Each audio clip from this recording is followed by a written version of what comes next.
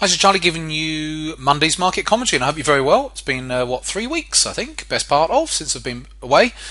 Um, what's the number one thing that you should do when you get back, when you return from holiday? I've just got back from vacation, got back late last night, Sunday night. I'm recording this at 5 p.m. on Monday afternoon. What's the number one thing you should do when you come back from holiday, when you're sitting down to trade on your first day back? Close your trading account. That's the first thing you should do. Close your trading account and not actually trade for the first day or two. Why is that the case?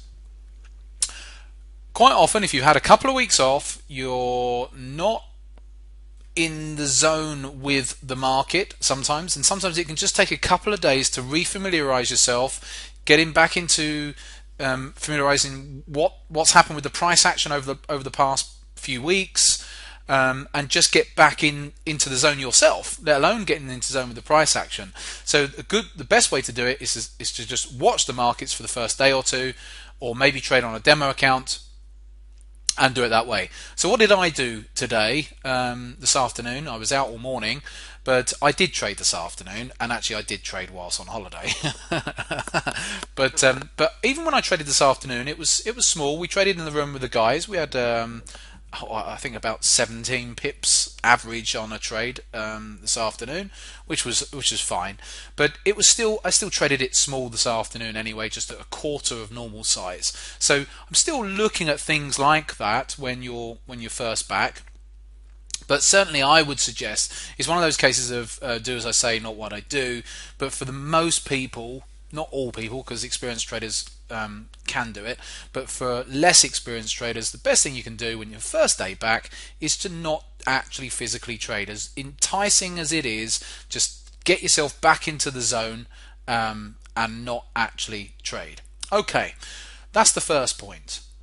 The second point is, okay, where's my analysis going at the moment? Okay, let's start off with the pound.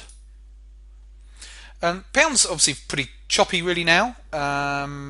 I'm not entirely sure completely, but we were doing some analysis with the guys this afternoon. It has the potential to come back up and retest these highs. It keeps on testing and getting rejected, and so I suspect it'll probably want to come up to this 156.40 zone again, probably get rejected again, but that may well be where it wants to go. So it's about 100 pips from where it currently is. If it can break out of that zone, then it's got a free run all the way up into the 158s towards 159. So only if it can break out of that zone. And it's a similar sort of thing with the euro dollar. Euro dollar's having a nice little bounce here of the last several days after selling off the previous weeks. The euro dollar would need to break above, really it's 110.5, between 110.5 to 111. Is really what it needs to get above and spend some time trading above that. If it gets some time trading above that, I see the potential for the euro dollar to go to between 113 and 114. Big call that, so back up into this price zone. But it needs to get above this 110.5 to 111 zone first. If you can get up into the upper 110s, then that's the first sort of sign that it might want to get that bit higher. So I'm then looking at, like I said, at that 113 zone, which would be the overall between 113 to 114 would be the overall level. So that's what I'm looking for there on the euro dollar. And that'll do for now. Right, I shall leave that with you. Nice and short and sweet. Back on Friday for live trading.